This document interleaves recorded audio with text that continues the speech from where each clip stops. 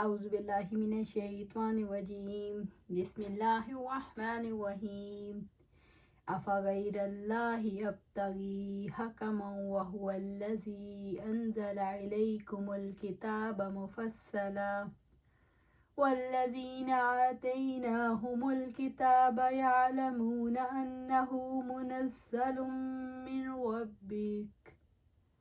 من ربک بالحق فلا تکونن من الممترین۔ تو کیا میں اللہ تعالیٰ کے سوا کسی اور کو منصف تلاش کروں، حالانکہ اس نے تمہاری جانب یہ کتاب مفصل نازل کی ہے، اور جن لوگوں کو ہم نے کتاب دی ہے وہ جانتے ہیں یقیناً وہ آپ کے رب کی طرف سے برحق نازل کی گئی ہے، لہٰذا آپ شک کرنے والوں میں نہ ہوں۔ سورۃ الانعام آیا 114۔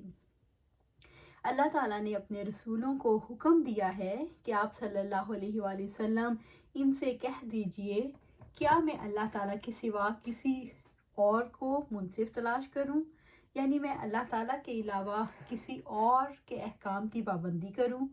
یہ سوال اس لیے کیا گیا تاکہ لوگوں کو سمجھ آ جائے اسلام قبول کرنے والے زندگی کے تمام معاملات میں اللہ تعالیٰ کے فیصلوں کو قبول کریں گے۔ اللہ تعالیٰ کے سوا کسی کو انسانوں کی زندگی کے بارے میں فیصلہ کرنے کا اختیار نہیں، کیونکہ اللہ تعالیٰ کے ماں سوا سبھی مخلوق ہیں، محکوم ہیں، اور مخلوق کا فیصلہ ظلم اور نقص پر مبنی ہے۔ ایک اللہ سبحانہ و تعالیٰ کو ہی حاکم بنانا واجب ہے، وہی خلق اور امر کا مالک ہے۔ وَهُوَ الَّذِي أَنزَلَ إِلَيْكُمُ الْكِتَابَ مُفَصَّلًا، حالانکہ اس نے تمہاری جانب یہ کتاب مفصل نازل کی ہے۔ کتاب کو مفصل نازل کرنے کا مقصد یہ ہے کہ تمام لوگوں کے درمیان معاملات کے فیصلے اس کتاب کے مطابق کیے جائیں۔ کتاب میں تفصیلات اس لیے بیان کی گئی ہیں کہ زندگی کے سارے اصول واضح کر دیے جائیں، مقرر کر دیے جائیں، تاکہ لوگوں میں کوئی الجھن باقی نہ رہے۔ اس کتاب میں حلال و حرام اور شریعت کے احکام واضح کر دیے گئے۔ والذین آتیناہم الکتاب یعلمون انہ منزل من ربک بالحق فلا تکونن من الممترین، اور جن لوگوں کو ہم نے کتاب دی ہے وہ جانتے ہیں یقیناً وہ آپ کے رب کی طرف سے برحق نازل کی گئی ہے، لہٰذا آپ شک کرنے والوں میں نہ ہوں۔ اہل کتاب خوب اچھی طرح سمجھتے ہیں، اس لیے کہ یہ کتاب پچھلی خبروں کی تصدیق کرتی ہے۔ اہل کتاب جانتے ہیں کہ قرآن مجید اسلام کی قوت کا راز یہ ہے، اور یہ کتاب سچی ہے۔ اسی وجہ سے وہ اسلام کے خلاف لڑتے ہیں، کتاب سے لڑتے ہیں، تاکہ مسلمانوں کی زندگی سے کتاب کی حاکمیت ختم ہو جائے، تاکہ کتاب زندہ نہ رہے، تاکہ اللہ تعالیٰ کے سچے دین کا وجود نہ رہے۔ فلا تکونن من الممترین، اے محمد صلی اللہ علیہ وآلہ وسلم، آپ اس بارے میں شک میں مبتلا نہ ہوں جو آپ کے رب کی طرف سے حق نازل کیا گیا۔ ان ادر ورڈز، یہ ہمارے لیے بھی اللہ سبحانہ تعالیٰ کہہ رہے ہیں کہ اس میں شک میں نہیں ہونا، کوئی قبول کرتا ہے، کوئی اس پہ عمل کرتا ہے یا نہیں، آپ نے ڈنکے کی چوٹ پہ عمل کرنا ہے، چاہے سارے آپ سے دور ہو جائیں، آپ نے اسی پر عمل کرنا ہے، چاہے آپ اکیلے ہی اس راستے پر کیوں نہ چلیں، اس پہ چلنا ہے۔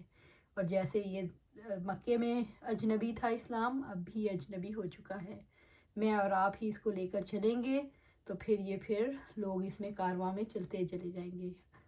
پہلے ہم شروع کریں گے کارواں تو آہستہ آہستہ لوگ اس میں شامل ہونا شروع ہوں گے، اللہ چاہے، رزلٹ ہمارے ہاتھ میں نہیں۔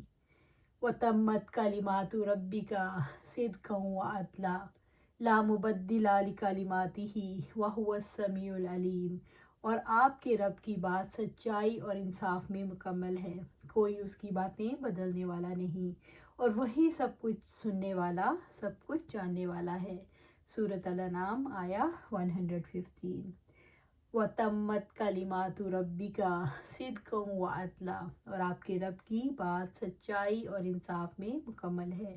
یہاں کلمات سے مراد اللہ تعالیٰ کی طرف سے بھیجی گئی خبریں، احکام، وعدے اور وعیدیں ہیں۔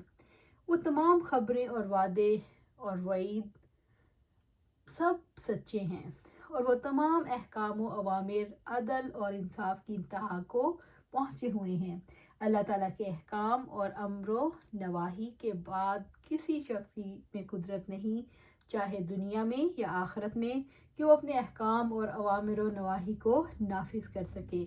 اللہ تعالیٰ کے وعدے سچے ہیں اور اس کے احکامات عدل پر مبنی ہیں۔ لا مبدل لکلماتہ، کوئی اس کی باتیں بدلنے والا نہیں۔ اللہ تعالیٰ کی باتوں کو بدلنے کا کسی کے پاس کوئی اختیار نہیں، اس لیے کہ اس کی اتھارٹی ہے۔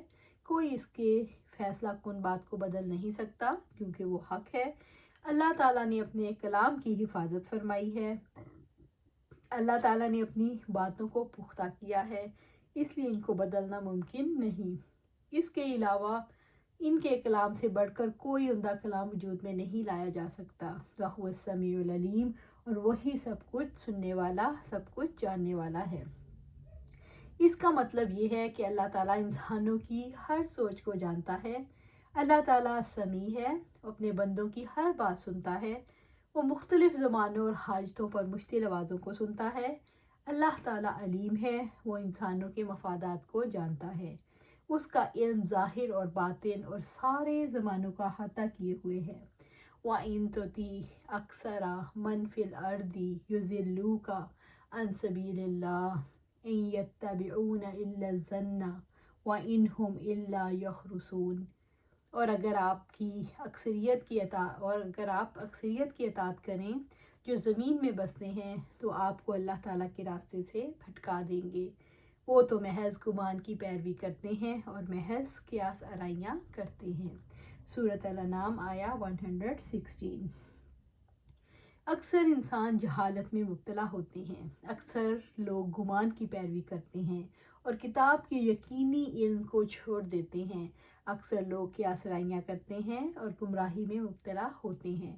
اللہ تعالیٰ نے انسان کو تنبیہ کی ہے، اگر ان کی پیروی کی تو یہ گمراہ کر دیں گے۔ لوگ اکثریت ان کے دین، علوم اور اعمال صالح سے ہٹ چکی ہے، ان کا دین بگڑ چکا ہے، ان کے اعمال ان کی خواہشات کے مطابق ہیں۔ رب العزت کا فرمان ہے، وَلَقَدْ ضَلَّ قَبْلَهُمْ أَكْثَرُ الْأَوَّلِينَ، اور بلا شبہ یقیناً ان سے پہلے لوگوں میں سے اکثر گمراہ ہو چکے۔ سورۃ الصافات آیا 71۔ وَمَا أَكْثَرُ النَّاسِ وَلَوْ حَرَصْتَ بِمُؤْمِنِينَ، اور آپ خواہ کتنی ہی حرص رکھیں اکثر لوگ ہرگز مومن نہیں ہوتے۔ سورۃ یوسف آیا 103۔ افراد کی کثرت کبھی حق اور صداقت کی بنیاد نہیں رہی۔ یہ آیت کریمہ دلالت کرتی ہے، کسی گروہ کی کثرت سے اس کے حق ہونے پر دلالت نہیں کیا جا سکتا۔ اسی طرح کسی معاملے میں اگر اس کو اختیار کرنے والے تھوڑے ہوں تو یہ قلت ان کے ناحق ہونے کی دلیل نہیں بن سکتی، بلکہ اس کے برعکس حقیقت یہ ہے کہ اہل حق تعداد میں بہت کم اور اللہ تعالیٰ کے ہاں قدر و اجر میں عظیم ہوتے ہیں۔ اس لیے ضروری ہے کہ حق و باطل کی پہچان کے لیے ان ذرائع کو اختیار کیا جائے جو اس کے لیے معروف ہیں۔ وَإِن يَتَّبِعُونَ إِلَّا الظَّنَّ وَإِنْ هُمْ إِلَّا يَخْرُصُونَ، وہ تو محض گمان کی پیروی کرتے ہیں اور محض قیاس آرائیاں کرتے ہیں۔ اکثر لوگوں کا مقصد اپنی خواہشات کو پورا کرنا ہے اور گمان کی پیروی کرنا ہے، جبکہ گمان حق کے مقابلے میں کچھ کام نہیں آتا۔ وہ اللہ تعالیٰ کے بارے میں قیاس آرائیاں کرتے ہیں اور اندازے لگاتے ہیں جس کا انہیں کچھ علم نہیں۔ اِنَّ رَبَّكَ هُوَ أَعْلَمُ مَن يَضِلُّ عَن سَبِيلِهِ وَهُوَ أَعْلَمُ بِالْمُهْتَدِينَ، یقیناً آپ کا رب ہی خوب جاننے والا ہے جو اس کے راستے سے بھٹکتا ہے، اور وہ ہدایت یافتہ کو بھی خوب جاننے والا ہے۔ سورۃ الانعام آیا 117۔ اللہ تعالیٰ سب سے زیادہ سچی بات کہنے والا ہے۔ وہ انسانوں کے بھٹکنے کا حال اچھی طرح جانتا ہے۔ وہ جانتا ہے کہ کس نے اپنی بڑائی کے لیے حق کو اہمیت نہیں دی۔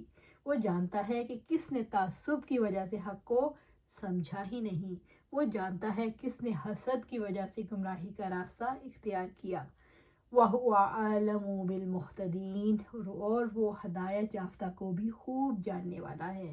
اللہ تعالیٰ جانتا ہے کون اس کی ہدایت کی پیروی کرتا ہے، وہ جانتا ہے کون حق اور سچ کا ساتھ دینے والا ہے، وہ جانتا ہے وہ جو سیدھے راستے پر چلے اور اس کی طرف رہنمائی کرے۔ المحتدین وہ ہیں جو اللہ تعالیٰ کی رضا پر چلے اور اسلام کی پیروی کی، اور جو اس کا راستہ یعنی سبیل اللہ ہے۔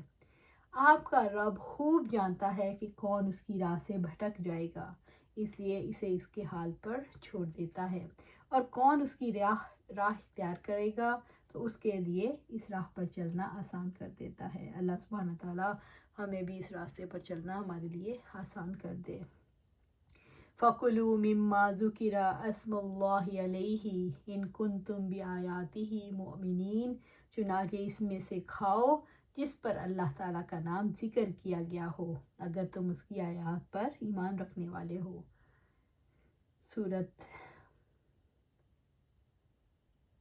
الانعام آیا 118۔ اس آیت کا شان نزول دیکھتے ہیں۔ ابن عباس رضی اللہ تعالیٰ عنہ سے روایت ہے کہ کچھ لوگ رسول اللہ صلی اللہ علیہ وسلم کی خدمت میں حاضر ہوئے اور کہا، اے اللہ کے رسول، ہم ان جانوروں کو کھا لیں جن کو ہم خود ذبح کرتے ہیں، اور ان کو نہ کھائیں جن کو اللہ تعالیٰ مار ڈالتا ہے۔ اس پر یہ آیت نازل ہوئی۔ اللہ تبارک و تعالیٰ نے اہل ایمان کو ایمان کے تقاضے پورے کرنے کا حکم دیا ہے کہ حلال مویشیوں کا گوشت کھائیں جن پر ذبح کرتے وقت اللہ کا نام لیا گیا ہو، چنانچہ ذبیحہ بتوں کے نام کا نہ ہو، اور ذبح کرتے وقت بسم اللہ اللہ اکبر کہہ کر ذبح کیا جائے۔ حلال مویشیوں کی حلت کا اعتقاد بھی رکھیں اور اہل جاہلیت کی طرح حلال کو حرام قرار نہ دیں۔ ذبیحہ پر اللہ کا نام لینا اسلام میں کیوں ضروری ہے؟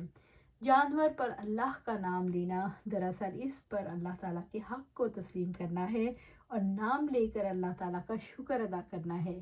ذبیحہ پر اللہ کا نام لینا اس لیے ضروری قرار دیا گیا تاکہ انسان کے عقیدے کے رخ کا تعین کر دیا جائے، تو ہر معاملے میں اللہ کے احکامات کی اطاعت کر سکیں۔ جانوروں کو اپنی خوراک بنانے کا حق ہمیں کیسے ملتا ہے؟ جانوروں کو اللہ تعالیٰ نے پیدا کیا ہے، ان پر اللہ تعالیٰ کا حق ہے۔ ذبح کے وقت اللہ کا نام لینا اللہ تعالیٰ کا شکر ادا کرنا ہے۔ شکر کی قیمت ادا کر کے اللہ تعالیٰ کے جانور ہمارے لیے حلال ہو جاتے ہیں۔ اللہ سبحانہ تعالیٰ سے دعا ہے کہ ہم ہر چیز جو اللہ نے حلال کی ہے اس پر اللہ کا شکر ادا کریں، حرام سے پرہیز کریں، اسے دور رکھیں، اس کو حرام سمجھیں، چاہے وہ ہماری کھانے کی چیز ہو، چاہے دیکھنے کی چیز ہو، پہننے کی چیز ہو، اپنانے کی چیز ہو، کوئی بھی چیز ہو، حلال کو حلال اور حرام کو حرام سمجھیں۔ جب ہم اس کی تمیز کر لیں گے تو ہماری زندگی آسان ہو جائے گی اور ہمارا اس پر راستے پر چلنا، حق کے راستے پر چلنا آسان ہو جائے گا۔ اللہ سبحانہ تعالیٰ ہمیں حق کے راستے پر گامزن کرے اور اس میں استقامت عطا فرمائے۔ آمین یا رب العالمین۔